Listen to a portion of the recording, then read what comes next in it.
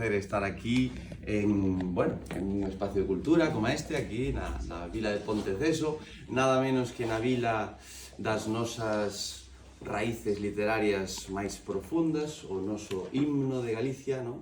Que nace aquí en Ponteceso, o gran bardo, claro, o noso bardo das nosas letras. O sea, Ponteceso a nivel literario non é un sitio máis, é un sitio moi especial, ¿no?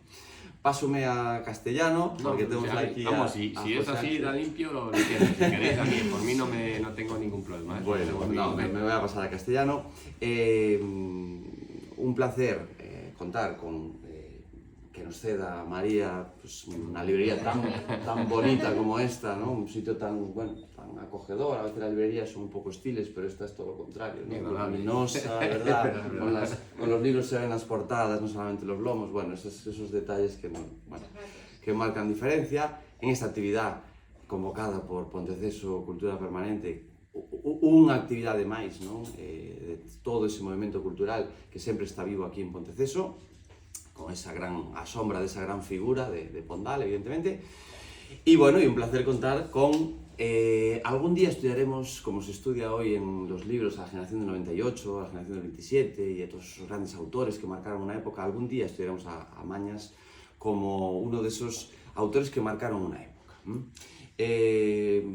La presentación va a ser fugaz, porque creo que sobran presentaciones, pero bueno, inicia una carrera meteórica en la literatura y también en el cine, nada menos que con un premio Goya al mejor guión por su primera novela, Historias del Cronen.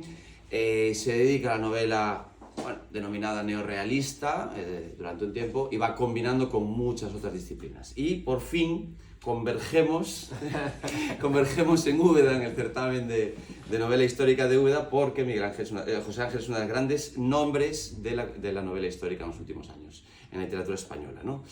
Yo coincidí con él cuando estaba presentando la primera de esta tríada, ¿no? Tríada que algunos han denominado ya de la Reconquista, o bueno, de las raíces de Castilla. Empieza con Pelayo, sigue con Fernán González, dos figuras. A Pelayo más o menos sí suena. Nos suena a todos, es verdad que no nos suena con la profundidad. Siempre. Si te suena, como sabes que estuvo ahí, que estuvo en ahí, las ¿no? montañas allá arriba haciendo algo y tal. Luego, evidentemente, lo que hay detrás se ha ido descubriendo que es distinto de lo que nos contaron en la escuela, como suele pasar. Claro, Fernán González, el gran conde que sitúa Castilla en el mapa, digamos, desde Burgos, ¿no? Estuve además precisamente con un periodista literario y un escritor también, José María Plaza, hablando cuando estaba para salir Fernán González en Burgos, allí en el Espolón desayunando, y estuvimos hablando de la novela de Fernán González, y acabamos con Berenguela. Berenguela aquí a nosotros nos suena mucho el nombre por la torre del reloj de la Catedral de Santiago, o sea, Berenguela. El origen es diferente del nombre, aunque de un berenguel de la Doira se dice, bueno, pero está también un poco por definir, ¿no? Se le llama popularmente la Berenguela, pero aquí venimos a hablar de una reina que cuando los reinos de León y de Castilla no solamente estaban separados, es verdad que Galicia pertenecía ya a esa... estaba unificado con esa corona, digamos, de León. El reino de León y de Galicia. Sí. Pero con la segunda parte. Sí, efectivamente. De hecho, el reino de Castilla y León. Claro, de hecho, Alfonso... se llama el gallego, sí. Exactamente. Alfonso, rey de Galicia, y se cría aquí, bueno, en fin, esas cosas. Bueno, de hecho nació en Caldas, Alfonso nació en Caldas y murió en Sarria. Tenía brego, a él le molaba la niña portuguesa. Claro. Cuando no solamente eran dos reinos separados, que de eso es de lo que hablaremos ahora, sino que había conflictos bélicos muy frecuentes y guerras muy frecuentes entre Castilla y León, pues aparece la gran figura de una mujer que personaliza en su hijo, si no, tú corrígeme lo que yo diga, ¿vale? Personaliza en su hijo la unificación final por sangre, lógicamente, por herencia, de los dos reinos hasta nuestros días, hasta hoy, que tenemos España. Es el germen originario de España y de todo lo que después fue España, ¿no? O sea que posiblemente estamos hablando de la mujer que hace nacer un reino unificado que acaba siendo el mayor imperio, ya en tiempos de seguramente Felipe II y Felipe III, el mayor imperio que jamás ha existido en la historia del planeta, ¿no? y ella es la que origina. ¿Por qué, José Ángel, por qué te vas a esta figura de Berenguer? ¿Cómo llego a ella? Sí. Bueno, primero, muchas gracias por estar aquí, muchas gracias a María por tenernos espacio, a Julia aquí y a la Asociación Cultura Permanente Ponteceso, Ponteceso Cultura Permanente, por habernos invitado y por haber organizado este acto, ¿no? Y luego, bueno, Rodrigo por estar aquí charlando conmigo, que es un placer, ¿verdad? Que ya coincidimos en Úbeda en su momento y desde entonces le voy siguiendo la pista en redes y voy viendo, bueno, está, claro, a mí me abrió los ojos, esta feria de Colón Gallego, yo no la conocía y bueno, tiene relación con este libro en el sentido de que, bueno, son ideas que están ahí, personajes que están percibidos de una manera y que de repente, bueno, pues te metes y acabas encontrando otra realidad, ¿no? Otra realidad histórica. Y bueno, claro, te dedicas un poco a explicar esa nueva realidad. En este caso es una nueva berenguera, o por lo menos con respecto a la berenguera que conocemos, ¿no? Berenguera, bueno, para resumir, la historia que teníamos de ella era una señora que reina unos segundos, ni siquiera un día, se va a coronar y le pasa la corona a Fernando. Así ha pasado la historia, es decir, entonces, con lo cual pasamos realmente de Alfonso VIII, que es el vencedor de la Nava de Tolosa, a su nieto Fernando el Santo, que va a conquistar Córdoba, el reino de Jaén y el reino de Sevilla, punto. Con lo cual, damos borra, ¿no? Y luego te metes en la historia y descubres una cosa totalmente diferente. Entonces, voy a ir por partes un poquito, como a mencionar, ¿verdad? Que a mí se me conoce, pues, por mi línea realista, sobre todo, historia de Crone, Mensaca, tal, en los años 90, eso fue un poco lo que más chocó. Entonces, cuando yo empecé a hacer novela histórica, pues la gente al principio se sorprendió, ¿no? Y es verdad que a mí me gusta recordar que yo soy licenciado en Historia Contemporánea, me especialicé, ¿vale? Y es cierto que no solía hablar de aquello, ¿no? Es decir, porque bueno, primero tuve un periplo un poco extraño, es decir, yo estudié el primer año en Madrid, me fui un segundo año a Sussex, en la como Erasmus, y ahí estudié pues cosas tan peculiares como los Lollardos en el siglo XIV y tal. Luego, como nadie quería ir a Grenoble, pues pude hacer un segundo año que era raro, ¿no? Pero bueno, me fui para allá y estudié cosas pues como la historia del cine francés de los años 60, psicohistoria, que no tiene nada que ver con Asimov, que es bueno, la teorías psicoanalíticas aplicadas a los movimientos de masa y tal. Y luego llegué a Madrid, como tenía una cierta facilidad, pero bueno, es que estudié cuarto y quinto juntos, y ese año que había ganado de alguna manera, pues, pensaba dedicarme a escribir, me dediqué a escribir y a los 6 meses quedé finalista en nada, tuve esa suerte, es una cosa extraordinaria que no suele ocurrir, y me olvidé de la historia. Entonces yo estaba, bueno, con la literatura y tal, de hecho ni siquiera lo decía que era licenciado en historia, bueno, salió al principio, y luego yo, ¿esto qué pinta? No tiene nada que ver con el clone, entonces dije, bueno, pues lo quité. Pero con el tiempo me di cuenta que efectivamente que aquellos estudios pues habían moldeado mi manera de ver la realidad y de ver incluso la novela, ¿no? De hecho, el clone arranca con una escena que es el 27 de junio de 1992, que acaba de jugar la final de esta Copa del Rey entre el Atlético de Madrid y el Real Madrid. Han metido un gol chuste, otro gol fútbol, de esos encantados atléticos. Y bueno, pues una pandilla, los madridistas entran y están molestos porque Mitchell ha fallado un penalti, y luego a lo largo de la novela pues se va viendo en la televisión, se ve ahí que está, pues bueno, que está la Expo llegando, la Expo 92 en Sevilla, la Antorcha llegando a Barcelona, ¿vale? Está la guerra yugoslava, entonces hay una atención al contexto histórico que es bastante característico en mis novelas y que ya delatada un poquito esa formación mía, y para mí realmente pasar a la historia pues se va a pasar por la historia contemporánea, a echar un paso atrás, ¿eh?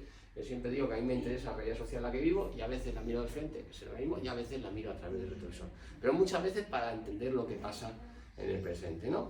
Y entonces luego ya, mi gran momento histórico es los últimos años, y eso es en 2016, arranco, esto fue Pedro J, que me encarga de recrear día a día la Guerra Civil, el 80 aniversario de la Guerra Civil, y el 36, ¿no? Entonces recreo el día, eso me vuelve a meter un poco el gusanillo de la historia, y luego llega el proceso, ¿vale? El proceso es el 2017, y eso es un momento que yo siempre digo que hemos pillado un gripazo identitario, pues bueno, vosotros a lo mejor estáis más al tanto, pero vamos, en Madrid, o sea, yo jamás había visto banderas españolas, o sea, había las oficiales, sí, tal, pero banderas españolas que la gente empieza a colgar banderas en las tardes, y como que fue una cosa muy...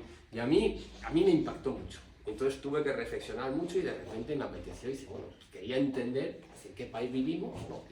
y cómo se ha llegado a formar España. Y estas novelas lo que he ido es centrándome en momentos importantes de la historia de España. Entonces, está el 36, está luego Conquistador de Imposible, que ahí lo conozco, pero claro, si te llevo a conocer antes, hubiese hablado con otro, vale. Claro, sigo las teorías clásicas.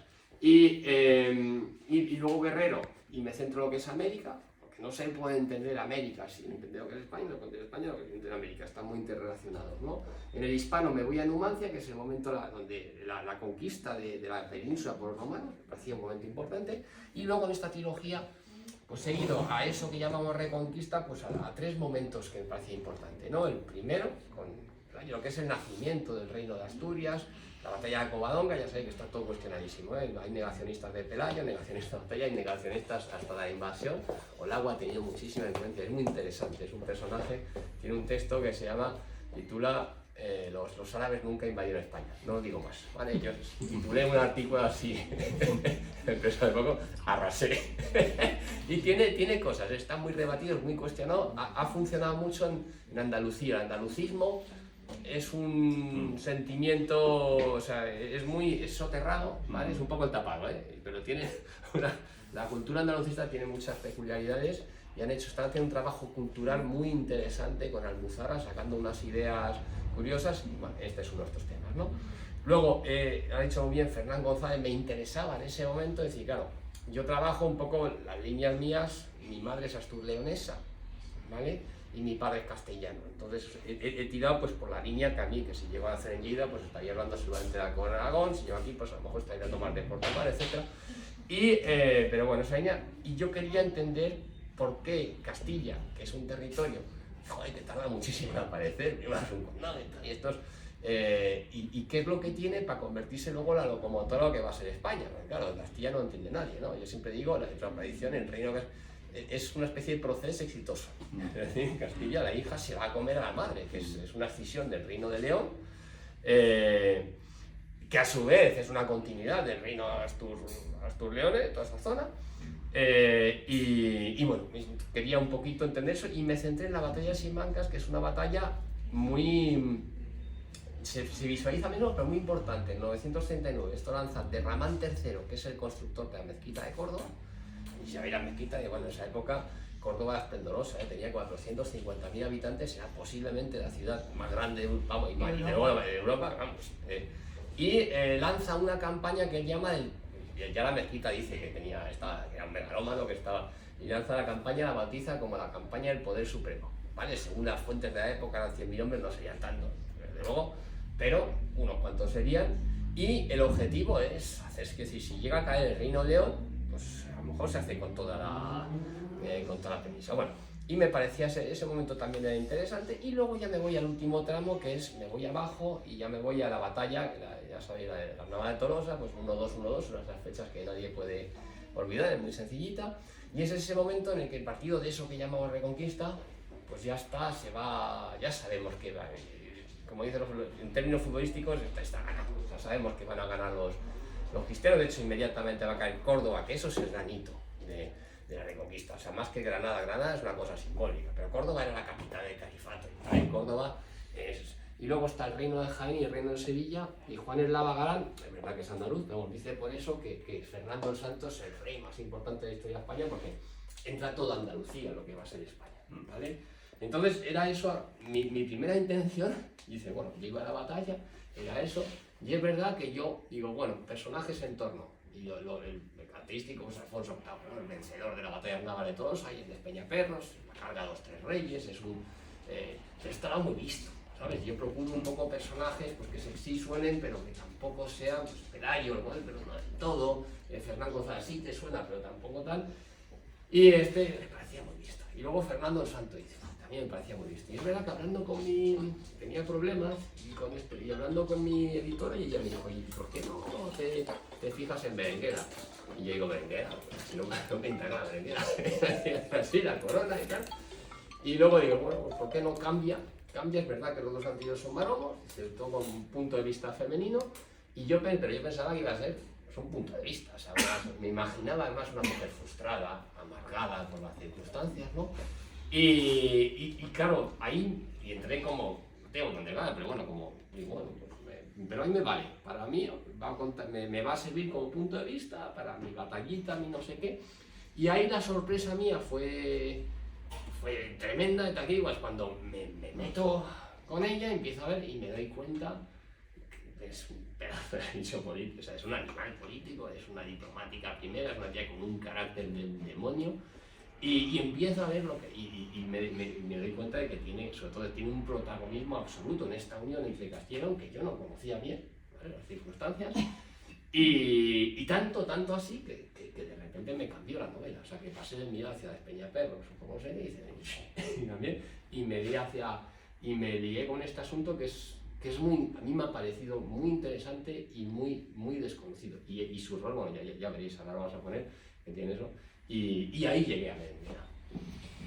Es una época, efectivamente, estaba diciendo, ¿no? Hay personajes que han sido tratados en novelas, este bestseller que fue El sanador de caballos de Gonzalo Giner, creo recordar que empieza en Alarcos y acaba en Las Navas, creo recordar, ¿no? Efectivamente, Los Tres Reyes, el gran Sancho de Farra, sí. Sancho el Fuerte, que dicen que medía 2,20, sí. Bueno, dicen, están los huesos, sí. Vamos, que se puede comprobar. Es decir, pero sí es una época que ha sido tratada, ¿no? Y personajes que han sido tratados, y lo que decías tú ahora, que se ha escrito la historia siempre en masculino, ¿no? Y aquí se escribe también la historia en masculino, a día de hoy se reivindica gracias a obras que revisan lo que pasó realmente, obras como esta novela, y empezamos a ver que lo masculino no es lo único que había, porque la gran arquitecta de la unión de los dos reinos, digo, insisto, reinos que habían estado en conflicto y que, bueno, conflictos serios, ¿no?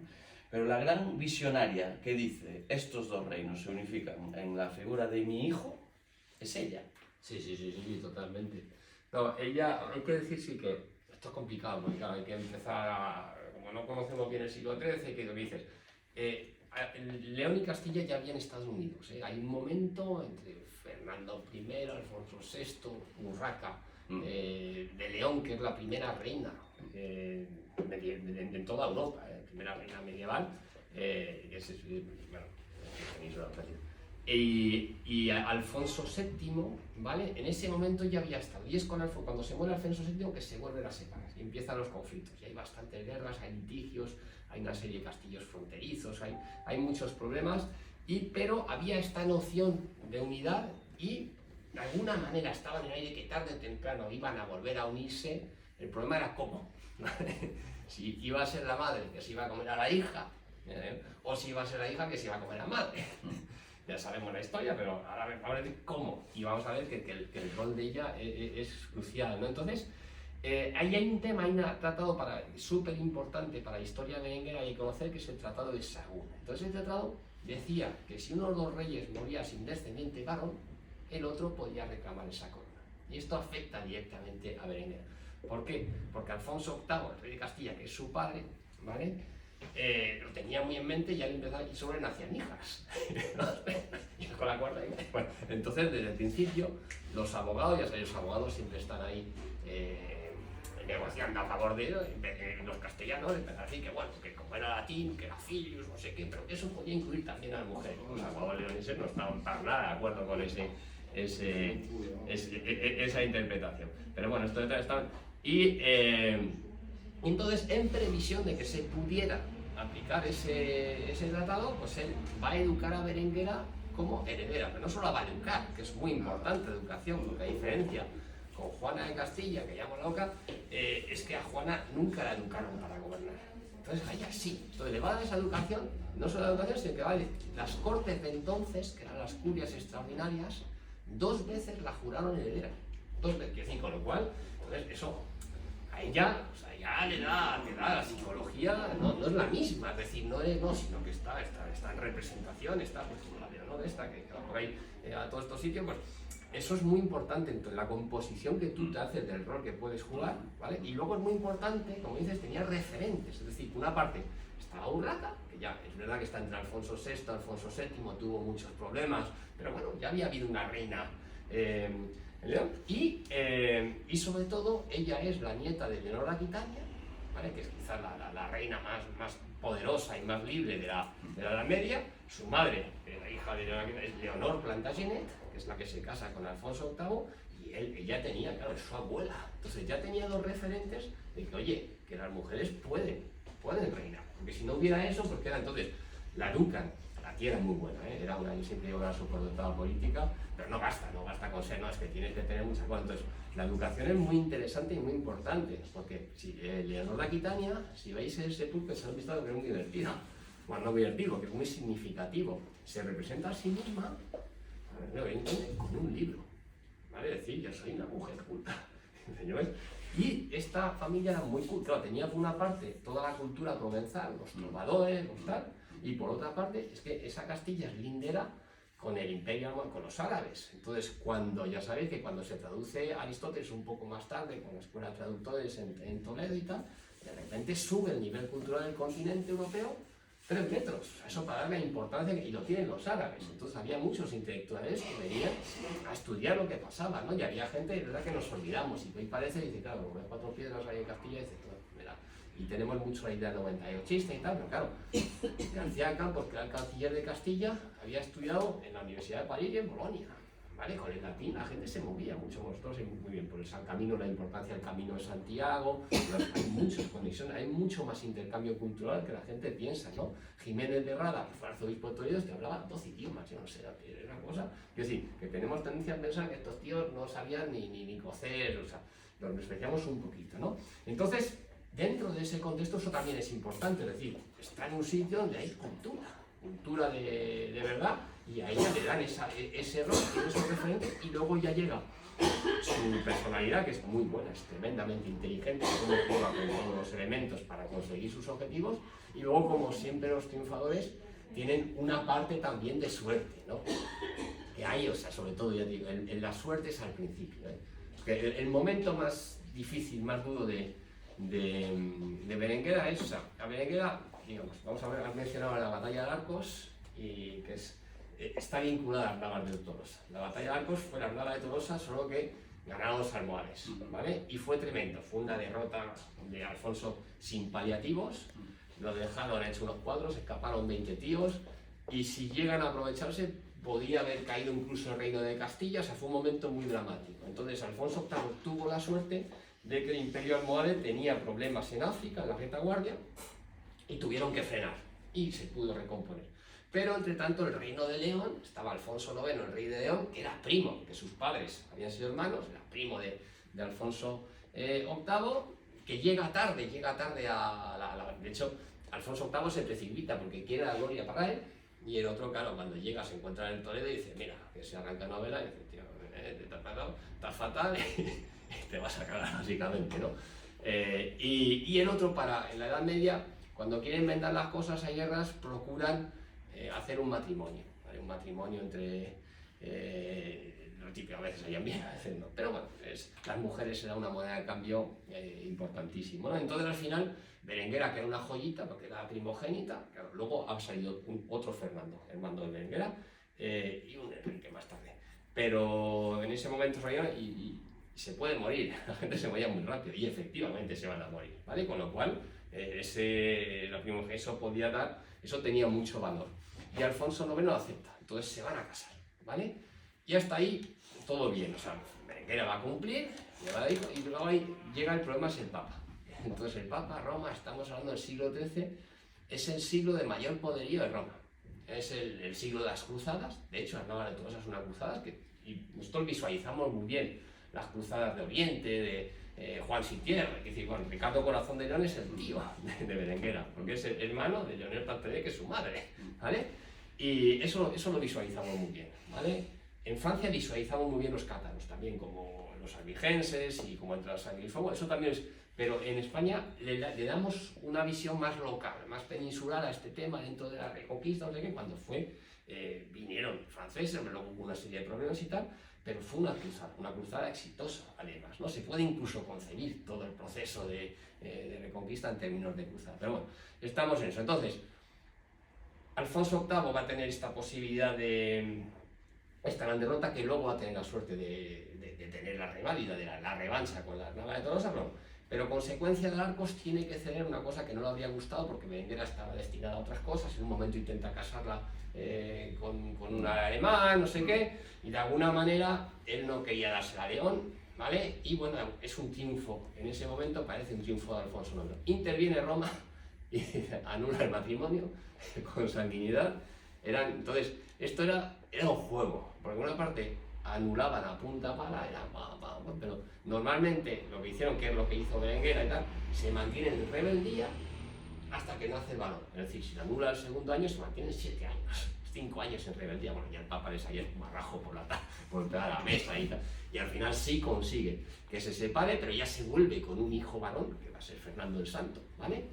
Y esto era también típico. Y luego Roma acababa legitimando a los hijos. Dice, bueno, quedamos bien con la forma o tal, pero los hijos son legítimos. Con lo cual, era un poco las jugadas típicas de la época, ¿no? Entonces se hace, y Berenguera va a volver a Castilla, va a volver con sus hijos. Y entonces hay un momento, a Alfonso IX de León, el Papa no le había anulado uno, le había anulado otro antes, que era con Teresa de Portugal, ¿vale? Con quien había tenido 3 hijos previamente, 2 niñas y un Fernando. Y a él le tiraba, entre hemos dicho, le llamaban el gallego, había crecido aquí, y la línea portuguesa, el mundo portugués, a él le molaba eso. Lo que no quería ver Castilla ni en pintura, pero en cambio, y dice, bueno, pues tengo aquí mi heredero, la había legitimado Roma porque tardó en legitimar al otro, pero el primero también te dice, bueno, ya tengo mi heredero, y dice, paso, y esto ya me he cansado. Y entonces, ahí la suerte de Berenguera, que son 2 cosas. Uno, se muere ese Fernando el portugués, se va a morir, inesperadamente, como es. Entonces, de repente, Fernando, el que va a ser el santo, empieza a tener una importancia. Y la segunda cosa es que Alfonso IX le había enviado a Berenguera a ese Fernando, que ya no le interesa, yo tengo mi heredero, dice, vete para allá. Y ahí es muy curioso, porque en la época a los niños los criaban, o sea, lo normal era, no se los criaba la madre, es decir, se enviaban a una familia de nobles, le daban ahí el chaval, unos tutores o no sé cómo se llama, y volvía pues con 14 o 15, volvía, ¿vale? Pero Berenguera no, a Berenguera le dan a Fernando y es una cosa muy rara. En la época extraordinaria, es que ella, a lo mejor porque era enfermizo, no lo sé, pero ella lo va a educar, ella, personalmente, ¿no? Y yo siempre digo que Berenguera es un fruto de la buena educación que da Alfonso VIII, y como Fernando el Santo es un fruto de una educación súper castellanista, ¿eh? Entonces, claro, error o mala suerte de Alfonso IX, que no es verdad, entonces la tía lo tiene, porque ese niño, si llega a crecer en León, la corte son intrigantes, ¿eh? Tampoco estaban en León,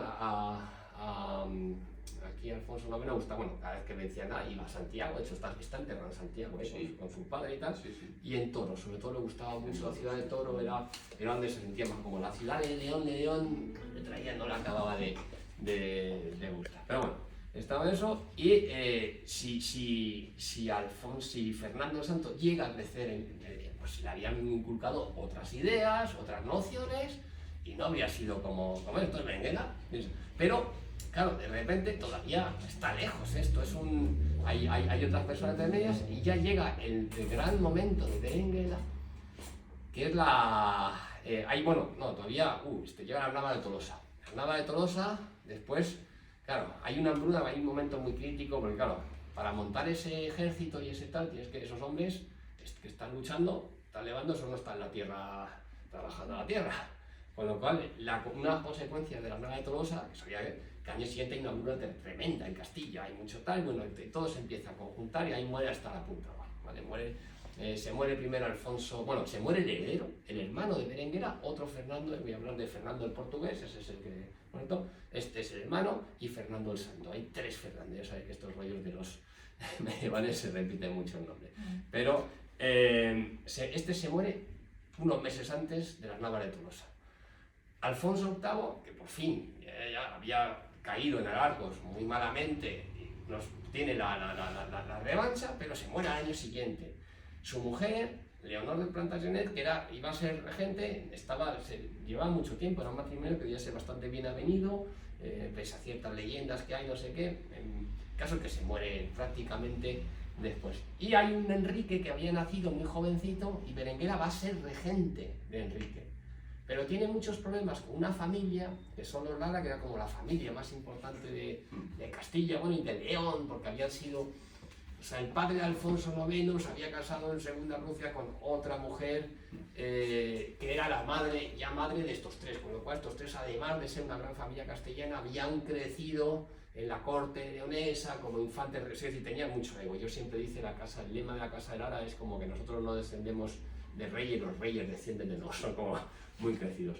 Y y Álvaro Núñez de Lara va a ser el héroe uno de los héroes de las Navas de Tolosa, que es un personaje muy importante, y claro, una mujer. Entonces ellos intrigan para decir, no, el que tiene que llevar el reino, quien controla al rey, al pequeño rey, al joven, controla el reino, ¿no? Entonces consiguen quitarle la tutoría, que es un momento también muy crítico de Berenguera. Entonces va a estar, incluso la echan de Castilla, se va a encerrar en el castillo de un amigo, ahí junto a Palencia, está incluso asediada, y por si acaso envía al hijo Fernando, se lo vuelve a enviar al padre, para que no, por si hay, temiendo por su vida, y en ese momento ocurre la cosa providencial, que la leyenda negra de Berenguera, porque sobre todo en León la tienen muy atrasada, porque es la que acaba un poco con la independencia del Reino de León y empieza a decadencia, ¿no? Etcétera, etcétera. Y se le cae a este Enrique el Chico una teja a la cabeza, que es una cosa absolutamente ridícula cuando ves la crónica, pero bueno, Dios sabe lo que pasó. Ahí, según la leyenda negra berenguerista, ella pudo incidir, porque en este caso de repente los Lara se quedan, tienen al rey, y ya no tienen al rey, ya no tienen poder, o sea, la legitimidad se ve absolutamente rota, ¿no? Y entonces hay un segundo momento, ellos esconden eso un tiempo, y ella aprovecha eso, sabiendo más o menos qué tal, para llamar a Alfonso IX y decirle que le envíe, sin decir lo que ha pasado, que le envíe al chaval, que le traen a Fernando, y el otro, Alfonso IX, siempre es un poco pánfilo la historia, se ha quedado, dice, se lo envía, y entonces Berenguera ya empieza ahí sus jugadas. La primera es que, en vez de enfrentarse con los Lara, que puede ser ahí una... Claro, en esa batalla, pues si ganan los otros, puede sufrir un accidente, pues cualquier cosa. Y habrían, de alguna manera, su historia política se habría acabado posiblemente. Pero no, ella no va a dar la batalla, lo regatea, va para abajo, va a buscar apoyos, va a toda la ciudad diciendo, joder, aquí me habéis jurado, ¿os acordáis? Todos habían dicho que yo soy reina, que no sé qué. Las autoridades, están todos los letrados de la época, pues buscando, uno decía, claro, los leoneses dicen, ojo, que está aquí el Tratado de Sagún, que aquí, según el Tratado de Sagún, Alfonso IX le corresponde la tal. Entonces cada uno está en eso, y ella llega al final, en Segovia era importante, tenía apoyos en el sur, bastantes, pero bueno, le dicen, espérate, y ella decide, se va a ir a Valladolid, donde tiene bastantes, muchos apoyos, y ahí va a haber esta famosa escena de coronación. Y entonces va a hacer la jugada de decir, chicos, sabe que el tema del varón es una complejidad, dice, ¿queréis un rey varón? Dice, bien, mi hijo, que ya tiene 20 años, aquí tenéis un rey varón y castellano. Para arriba y tal, y no leones, ¿no? Y entonces llega Alfonso IX y llega tarde. Y llega y, oye, tratado de Sagún. Y dice, ya, pero hechos consumados, ¿de qué? Se cabrean, pequeña guerra, más o menos, no consigue imponerse. También Berenguera se apoya mucho en los concejos, el elemento un poco democrático que empiezan a tener, o sea, León es un poco menos, ya empieza a ser una ciudad, un país más rico, o sea, hay una serie de elementos, pero bueno, ella juega muy bien con todo, y Alfonso IX se tiene que volver con el ramo transpiratorio. Entonces, esto es crucial, porque si se llega a hacer la unión en la persona de Alfonso IX, entonces hay que decir que Alfonso IX es que funda Salamanca, es que las primeras cortes estas, ya sabéis, de las 1188, que reivindican mucho en León, la UNESCO se ha reconocido como la primera corte más o menos antes de la Carta Magna, eso los convoca a él, reconquista Cáceres, Badajoz y Mérida, que es bastante, que decir que es un rey. Entonces, si eso añades lo que luego hace Fernando el Santo, pues el rey más importante de la historia, pues posiblemente sería Alfonso IX, ¿no? Y a lo mejor, en vez de hablar del reino de Castilla y de León, estamos hablando del reino de León y de Castilla, con lo cual ya sabéis, la segunda parte tiende a desaparecer. Luego entonces ya no sería la corona de Castilla, sería la corona de León. Y a lo mejor el idioma que se hablaba, que se ha ido expandiendo, que se acabó hablando mayoritariamente del territorio, pues en vez de llamarlo castellano, llamamos leonés. Dios sabe. Pero quiero decir que eso es muy importante para ver cómo Berenguera en ese momento tuerce la historia, impone, y de una manera no pasiva, no, de una manera proactiva. Y luego hay, digo, historiográficamente hay dos tendencias, ¿no? La clásica, aquí está, digamos, bueno, Valentín de la Cruz, es un religioso, ahora es una mujer resignada, cristiana y tal, un poco lo que ha dicho, había un cierto interés, o no, ningún interés en poder ver eso. Pero luego hay uno, yo sigo bastante a Salvador Martínez, que habla de que con Reina, ¿no? Con Reina y con Fernando estamos hablando, serían, si es en 1217 y ya se muere en el 46, son casi 30 años correinando en Castilla. Y luego ya la segunda parte es cómo se hace con el Reino de León, pero eso ya... Bueno, estamos en un sitio donde no solamente Pondal es la figura, sino que aquí también hay raíces. Aquí al lado está la playa de Traba, donde tiene su origen el condado de Traba. Y precisamente el conde de Traba y ese embrión originario de la casa de Trastámara, pues lo encontramos aquí al lado, o sea, muy cerquita de aquí. Sí. Y yo creo recordar, esto hablo de memoria, que es el tutor. Tú hablabas, ¿no?, de que los príncipes los tutorizaba una casa fuerte. Sí. Creo que es el tutor de Alfonso VII, creo, del emperador. Era el conde de Traba. Ahí es donde un poco se origina ese título honorífico de Trastámara, que al final todos los reyes castellanos van a ser Trastámara, e incluso los aragoneses, porque es cierto que los dos reyes llamados católicos a día de hoy, tanto Isabel como Fernando, eran los dos de Trastámara, eran primos hermanos, también es verdad, y la familia de los infantes de Aragón era una familia castellana. O sea que, al final, la convergencia de todo esto también... Parte del origen lo tenemos aquí al lado, ¿no? Estamos ya unas generaciones antes, estamos en la época del arzobispo Gelmírez y toda esa gente. Estamos 100 y pico años antes de lo que contamos aquí en Berenguela, pero también aquí tenemos parte de ese protagonismo, ¿no? Vamos a ir centrando, bueno, has hecho una panorámica general de la época, de esta época Robin Hood, en la que nos movemos más o menos. Después de Fernando, el rey santo, gran, bueno, sobre todo conquistador de Sevilla, sobre todo, ¿no?, la gran joya de la corona, que también tuvo una importancia muy grande en esa conquista, un gallego, Payo Gómez Chariño, también, de Rianxo. Después vendrán Alfonso X, el autor de las Cantigas de Santa María en galego-portugués, y ahí es donde acababas tú ahora diciéndolo, ¿no? Es decir, cómo la historia se define, cómo contrapronóstico vence Castilla en el relato global. El relato, es que claro, la clave es el relato. No, es un chiste. Si ahora antes de meter con Alfonso X, vamos a ver, voy a meter, o sea, dos cosas intermedias. Primero, para continuar cómo es la personalidad de Berenguela, ¿vale? De persona resignada, tal. Hay un momento muy divertido en el que, claro, Alfonso IX, ya fastidiado con todo este tema, me dice, no, ¿verdad? Yo paso de estos tíos y de ti, me dice, vale, pero y sobre todo no quiero ni verlo en pistola. O sea, el Reino de León, para mí y para dos hijas. Tengo dos hijas, y de estas dos hijas, de la rama portuguesa, Sancha y Dulce. Por cierto, estuve en Coruña, hay una rúa de las dos, mueren también en Coruña. Sí, es una... Yo eso no tenía ni idea. Sí, hay una calle de la calle de las Damas. Efectivamente, las Damas. ¿Pero dónde está esa calle? ¿Conoces Puerta Real? Sí, claro. Pues en Puerta Real te metes a la parcela de Los Ángeles, en la calle que sube a la casa de la colegiata. A la calle de tabernas. La que sube a la colegiata de la Casa Corrida. Pues te metes en el número 6, en la casa más antigua de Coruña, y allí vivieron Dulce y Sancha. Y esa y tal, estaba con Sancha y Dulce, y tenía credo, y tenía mejores aves, y al final se junta en Valencia, que hoy se llama Don Juan, Valencia de Campos, era la época, León, se junta con Teresa de Portugal, las dos, pero ahí no está, porque ya la primera vez Fernando era un jovencito, y Fernando tiene 30 y pico años, pues no, está solo, va a Berenguela a negociar, negocia con la madre, Teresa, y ya le dice, hombre, los estudios de género lo miran desde una óptica de diplomacia femenina, sororidad.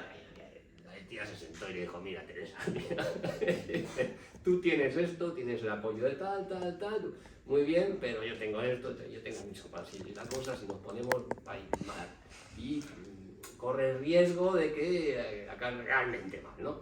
Entonces le propone comprarle, coge la pasta y vuela, ¿no? Y le propone, le da una renta vitalicia que la otra va a coger contra renunciar, que Sancha y Dulce renuncian a estos derechos hereditarios, ¿vale? Pero ahí, y ahí es donde otra vez Berenguela, el tema del relato, dice, se dedica, tiene una conciencia absoluta de esto y se dedica a destruir todos los documentos donde aparecen Sancha y Dulce para que no quede ninguna duda de la legitimidad del siglo. Y el testamento de Alfonso IX, que nadie sabe dónde está destruido, yo os lo digo, lo ha destruido Berenguera, seguro, seguro. Y por si acaso, y ahí es donde entra, conecta con la historia castellanista y tal, dice, ella es consciente de que no basta con vencer, sino que hay que contar que has vencido, ¿no? Y entonces contrata primero a Lucas de Tuy, que era, según ella, demasiado leonesista, que bueno, contratamos a Berenguera, a ver, debió de sugerir 2 veces algo que no le gustó, punto. Dices, no era lo suficiente, fuera, y ya mete a Rodríguez a Jiménez de Rada, a Rodrigo Jiménez de Rada, y hace los bonitos hechos, son textos latinos, que luego se conocen, traducidos muy rápidamente y tal. Y ahí él narra pues, la versión berenguerista, castellanista de los hechos, entonces es muy importante porque eso va en vena a Alfonso X, a la primera crónica general, que es el arranque del relato nacional español, ¿vale? Entonces Berenguera está totalmente en la raíz de todo esto, y entonces ha conseguido contar la historia, claro, parece una santa las crónicas, ¿no? Como parece ya algo, ¿no? Y eso es un poco ya digo que la importancia que tiene ella, ¿no? Como digo, que es de cómo ha hecho todo esto encima, y es verdad que no ha pasado a la historia, o sea, no ha pasado, claro, ha quedado como secundaria, pero, claro, la tía, o sea, Salvador Martínez dice muy bien, o sea, correina, era cuando venía la gente a Castilla a solucionar cosas, mientras Fernando, te mencionas, estaba guerreando, estaba tomando Sevilla, no sé qué, quien le daba la pasta es ella, quien le enviaba a los hombres, ella estaba gobernando, o sea, tenía un poder ejecutivo muy, muy claro, ¿no? Y yo creo que se murió más, vamos, con una tranquilidad, o sea, la sensación de haberle hecho, o sea, y al pobre Alfonso IX que los expulsó de la historia, hoy ni lo conocemos, o sea, no sabe ni que fundó Salamanca, yo creo que este año le han puesto una placa al pobre hombre, ¿no? Y sí, entonces tiene un poco el conato, o sea, está en la raíz de ese relato castellanista de lo que va a ser España, que está aquí, que podía haber sido totalmente de otra manera, ¿no? De haber sido Alfonso IX, es que habría metido otro tipo de inyecciones. Yo no sé, antes mencionabas, claro, el gallego, él desde luego seguro, que yo creo que hablaba gallego, claramente. Y luego Alfonso X, tengo una curiosidad, no sé si es porque creció en una familia o sencillamente ya en ese momento ya sabéis que era la lengua bonita, que es decir, lo burocrático, iba al castellano más o menos, y lo hermoso, las cánticas, lo artístico se mantenía en gallego. Pero desde luego Alfonso, porque yo creo que Alfonso X era más culto, que luego era un desastre como rey, pero bueno, eso es otra cuestión. Pero en cambio, Alfonso IX sí que era, y tenía el sentimiento, de hecho, cuando apuesta por la rama portuguesa, era porque es lo que le tiraba, ¿no? Sí. Y es curioso que tiene la mala suerte de casarse con esta mujer, o sea, y se encuentra al frente, es verdad que está muy lista, está una superdotada política, y le roba, le come, y el otro, pues bueno, y luego hay un momento gracioso porque era, yo que me cae muy, se me hace entrañable, porque hombre, era muy, le hacía concesiones y tal, la otra no cedía una vez que daba ahí un problema con los castillos, y dice, bueno, pues cógelo, y la otra, lo que le daba, o sea, que decir, parte del tema, se casa con Berenguera, venía como dotes los castillos que eran para él, ¿vale? Entonces cuando el Papa lo anula, le dice, y los castillos tienen que quedarse sostiene, y los otros no, por soltado, y Berenguera no los devuelve nunca, o sea, que decir, es verdad que tienes una sensación... ¿Sabes? Esas reticencias galaico-leonesas de este reino occidental atlántico todavía existen. Es decir, aún en León vas y te dicen, tuvo León 20 reyes antes que Castilla leyes. Sí, y te lo sueltan así, es que Castilla y León, eso nada, o sea, esto es León, el reino de León, ¿no? Claro, son herederos. Bueno, Galicia sigue siendo la única provincia romana que se llama igual que cuando llegaron los romanos, ¿no? Sigue siendo, son herederos del reino suevo, el reino suevo del noroeste, o sea, tienen una identidad como están muy orgullosos de esa identidad.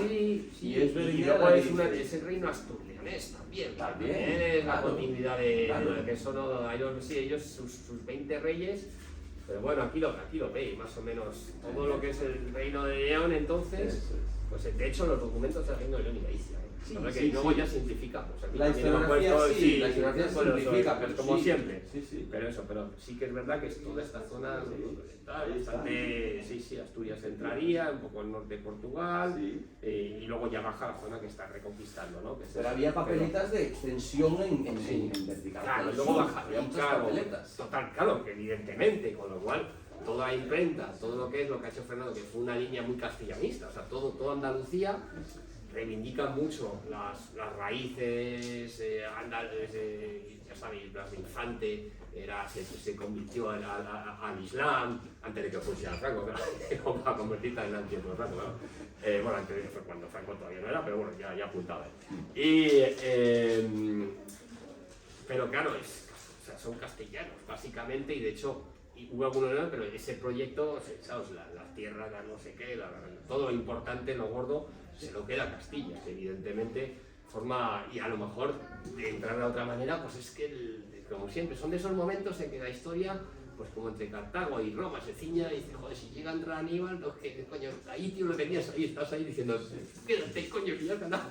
Y no, y se queda fuera de historia, ¿no? Entonces siempre hay estos momentos en los que tal, y el tema de Castilla es muy singular, porque siempre digo, es un proceso exitoso, es decir, que nada está llamado, es la guerra que se come la madre, que se acaba imponiendo, y ¿por qué? Entonces ahí yo creo que tiene mucho la psicología de territorio de frontera, pues como Estados Unidos, que era un sitio sin novia, es que no tenía mucho, pero bueno, lo que sí tenía, cada verano en la época venían las aceifas. Era una campaña veraniega, que venían, todo el mundo, los cristianos se metían ahí en los castillos, que se han ido, venga, fuera otra vez, y a reconstruir. Pero entonces, ¿qué te daba a cambio? Pues tierra y libertad. Los vínculos con los señores eran más tal, y eso tenía un reclamo potente, sobre todo mucho del sur, que es lo que reivindica nuestro historiador de Andalucía, tiene mucha razón. El sur son los que también traen la conciencia de la continuidad con el reino visigodo. Es decir, hay mucho mozárabe, y luego, bueno, gente que baja de la montaña y no sé qué, pero entonces ese dinamismo social hace que con respecto a León pues se va tirando más, y luego ya hay una cuestión de suerte, de que en estos momentos pues alguien tiene, o sea, son carreras muy ceñidas, y aquí sí que es verdad que te encuentras con una personalidad en concreto que juega con las bazas y tuerce la historia, cuando la legitimidad, el Tratado de Sahagún era mucho más legítimo que lo que ella había hecho. Y a partir de ahí, pues no sabes por qué, pues uno, es decir, ha de quedar, nunca sabes por qué, ¿no? Pero entonces, claro, la gracia es esto, y esta tía no esta tía la llaman la grande, le podían llamar la efímera, porque los sobrenombres ya sé, Sancho el Craso, Sancho el Gordo, el tonto, el no sé qué, o sea, somos muy cabrones. Alfonso el Casto, es que era gay, o sea, Alfonso era un mariconazo, pero tú, o sea, en cuanto analizas esos sobrenombres, se va saliendo lo que pensaba la época. Esta llama la grande, tú no llamas la grande a una tía que no pinta nada, ¿no? Y es curioso, ha quedado lo que sí conocemos más, bueno, Isabel, evidentemente, le cae todo, América, Granada, la unión de las coronas, en fin, encima es un usurpador también, bueno, todo esto. Vaya, totalmente, claro, totalmente. En fin, ella es la gran triunfadora. Y luego Juana es la gran víctima, pues Juana la loca, no sé qué, fíjate, pues llamamos la loca. Bueno, ya antes la Sí. mal llamada Beltraneja, ya antes, también. a esa es a la que le robaron la corona de la cabeza. También. Pero bueno, y luego está quizás Isabel II, pues nos suena por Valle Inclán, reina licenciosa y tal, pero tampoco. Urraca, la conocemos un poco, la llama la temeraria, o sea, tampoco, es decir, y esas son las reinas, y Berenguera, no sé, cuando, de todas estas, yo siempre digo que detrás de Isabel la Católica, la más importante, y por lo que decimos, no estamos diciendo, es que me cae muy bien, con muchas novelas de moda, ¿no? Dices que ver tiene activos, los activos de esta mujer son extraordinarios, ¿no? Y de hecho, a mí ya te digo, yo caí en ella de casualidad, y dice, bueno, vamos a ver, y te encuentras con un pedazo bicho. Y es muy sorprendente. ¿No? Yo siempre digo, esta se murió con una tranquilidad, con una calma, es decir, me ha salido todo bien, hecho todo tal. O sea, al Alfonso, hecho todo, los Lara que se oponen a ella no vuelven a levantar cabeza. O sea, después de ella, dice el Alba, bueno, ha pasado y le cayó la esa. Es decir, como ella cuenta la historia, ha pasado con unos villanos que era el héroe de las Navas de Tolosa. Luego tú ves lo que hizo, si no hizo nada, no, hombre, si le intentó sacar 4 impuestos a la iglesia y tal, pero claro. Te cae San Benito y ha quedado como el mayor villano de la historia, ¿no? Entonces, claro, es un personaje, es muy singular, o sea, cuando te encuentras con lo que te ha pasado, bueno, lo tuyo era una teoría más profunda, vamos a decir, del siglo XIX, no sé qué, pero sí, de repente que empiezas a ver cosas y dices, coño, es que la historia no es como nos la cuentan, no del todo, no de... Efectivamente, y en este caso me parece además la novela histórica, pues los que nos dedicamos a esto es un poco también dar otra perspectiva, Sí, no sí. la oficial que está en los libros de texto, que aparte hemos pasado por ellos así, como me toca directo, ¿no? Cristóbal Colón nació en Génova, chao, chao, sin más explicación. Pues no nació en Génova en absoluto, pero bueno. Y Berenguela, una de las grandísimas figuras de nuestra historia, vamos a ir ya cerrando por si la gente quiere hacer algunos comentarios, de las grandísimas figuras de la historia de España y por tanto de todo lo que vino después, de toda la cultura occidental, y por fin tiene su novela.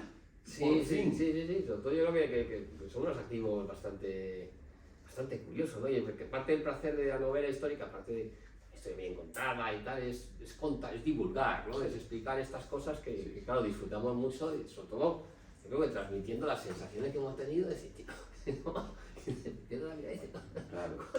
coño. Y eso es eso, sí, y yo, por favor, como dice Rodrigo, sí, que hemos dado aquí la chapa. Si queréis comentar cosas... Pues ahí está Berenguela, hemos hablado ya un poco sin destriparla, pero hemos hablado de lo que pasaba, y pues venga, si vosotros queréis comentar algo, claro, aquí tenemos la suerte, estamos aquí en familia. ¿Queréis comentar cualquier cosa o preguntarle a José Ángel? Que sí, lo que sí es verdad es que cuando se entra en una época de Yo tengo alguna curiosidad. Dime, sí. Me encantó la novela. Además, soy un desastre para situarme entre reyes, matrimonios. No se me dan nada bien. Es que es un lío. Claro. Es que es un lío. Y me encantó porque te centra, ¿sabes? Yo le puse con Alfonso IX y el VIII, Castilla, León, y entonces me situó súper bien.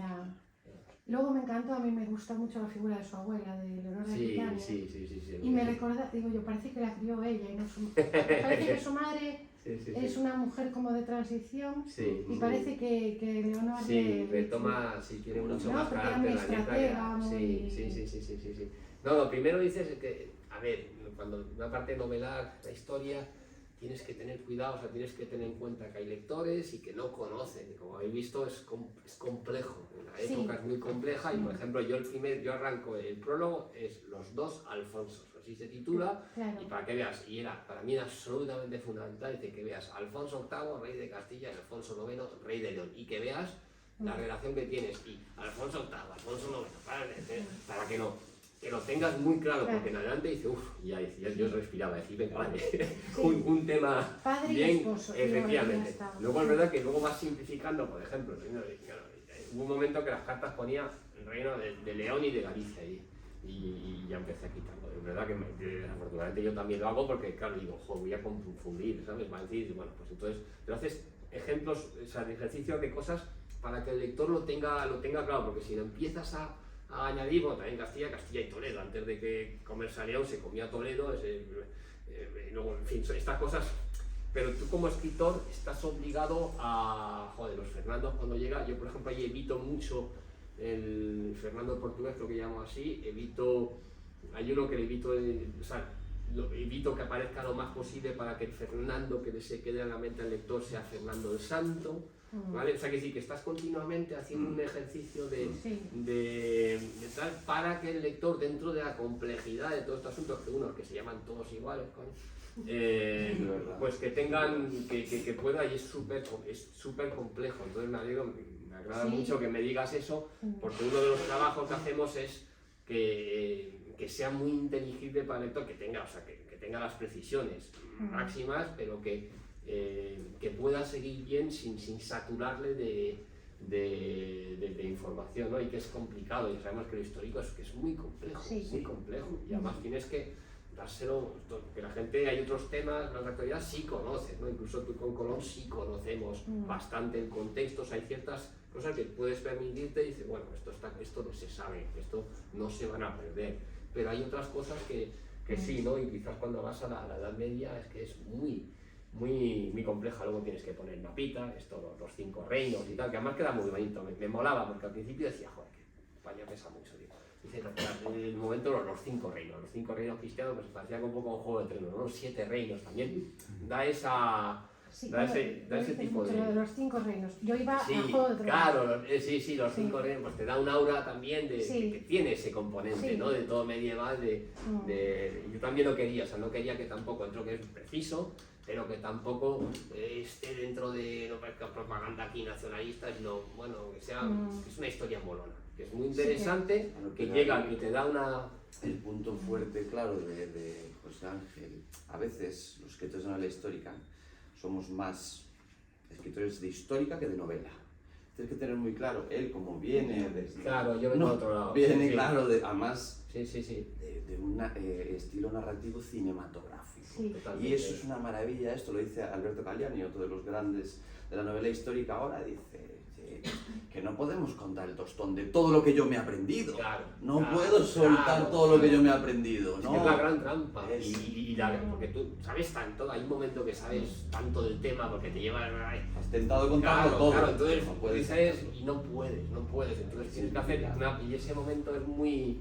y es muy doloroso para nosotros. Es Cantidad una de cosas. renuncia. Claro. Es una Mira, renuncia. yo, por ejemplo, no me entraba el Juan de... Y digo, me mola mogollón, me encanta ese... Porque me parece además que es que tal personaje de Benguera, pues no me entraba. Pues joder, pues ahí fuera, corté y al cajón. O sea, no, que si no hay... Pero nos cuesta mucho, porque... Y es verdad que hubo un momento que sí tenía un molde mucho más claro. Es decir, históricamente era Dumas y Walter Scott y Stevenson, ese molde narrativo sí estaba en la novela histórica, estaba pegado ahí. Pero hubo un momento que se olvidó y hoy estamos más estamos más cerca del ensayo, o sea, muchas veces y Demasiadas veces.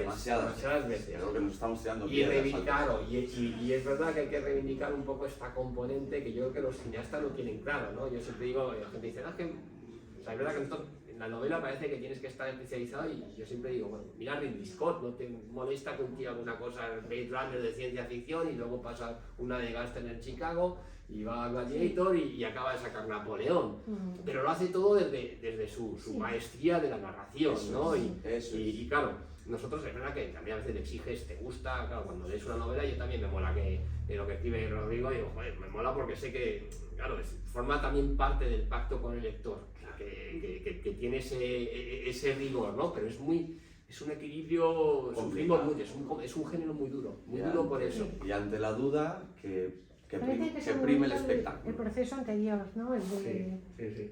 de documentación y todo eso también tiene que ser un proceso bonito, ¿no? Sí, es bonito, pero es eso, es muy Pero luego sobrecarga. tienes que... Bueno, hay mucha sobrecarga cognitiva. Tienes que seleccionar. De cada 10 cosas que tú dices, esta es novelable. Claro, eso. Esta la meto, Y porque- dice, y esto no... Y me mola, me encanta. Qué interesante, pero no cuenta. Yo estoy recortando ahora mismo, me dicen de la editorial, estoy ahí, le mandé una novela con 280.000 palabras, y estamos recortando. ¿Y dónde estoy recortando? No voy a eliminar ninguna de las tramas, porque es lo que decimos, ese es el pacto. Quiero hacer este retrato de esta época y de esta sociedad, y ese es el pacto al que llegamos, ¿no? Y yo te voy a contar esto, ¿no? Cuando alguien va por el libro, joder, también quiero... Sí, que o sea, sea, sí, mera ficción, ¿no? Sí. Pero ¿de dónde estoy recortando? Pues de esos hechos que yo metí, ay, ¿cómo era esto? Y digo, no, fuera. No, da igual que acabaran de terminar el claustro de la Catedral de Santiago. Fuera. Ese párrafo fuera. No. Porque yo, me mola a mí, pero la persona dice, bueno, no, esto sobra, ¿no? Entonces es lógico, efectivamente. Sí. Proceso de documentación, bonito, es nuestro día a día también. Sí. Tampoco es que nos pongamos a estudiar esa época, sino que llega esta novela, pues yo ya me estoy documentando. Si el día de mañana quiero contar algo de esta época, pues de aquí voy a sacar pues un montón de cosas. Es algo natural. Es decir, no hace falta. Estás todo el rato. Sí, porque la gente dice, ¿cuánto tiempo? Pues no sé, porque como estás todo el rato... Solo quiero terminar, ¿no? Esto es Ramón Sao, es un historiador leonesista, ¿sabes? Es muy importante, es muy gracioso la visión que tiene, porque ellos sí la consideran, o sea, en otros sitios no la conocen, pero en te puedo asegurar que la conocen, ¿vale? La tienen absolutamente bonita, pero dice así, Berenguera, ella, solo ella, fue la auténtica componedora y muñidora de la unión de León y de Castilla, con el León y de Castilla, que llevaba planeando desde hacía muchos años, con la paciencia y falta de escrúpulos de una araña, fue tejiendo toda una red de intereses para garantizar la entronización de su hijo, ¿no? Entonces, eso es, pero es la mejor flor que le podían echar a Berenguera, ¿no? Y te das cuenta, y un pedazo, bueno, no digo, un animal, o sea, yo siempre digo que es una especie de Terminator, una Pixar, ¿no? Que todo lo que pasó. Luego hay una parte también de fortuna, o sea, los ganadores también en un momento dado podía haber palmanotillo, podía haber llegado, es decir, podía haber ido más, no sé, es verdad que hay una parte que también la historia dice, joder, pues uno es de otra manera, tío, tampoco, pero bueno, pues eso es. ¿Una cosita más? ¿Qué tal? Pues...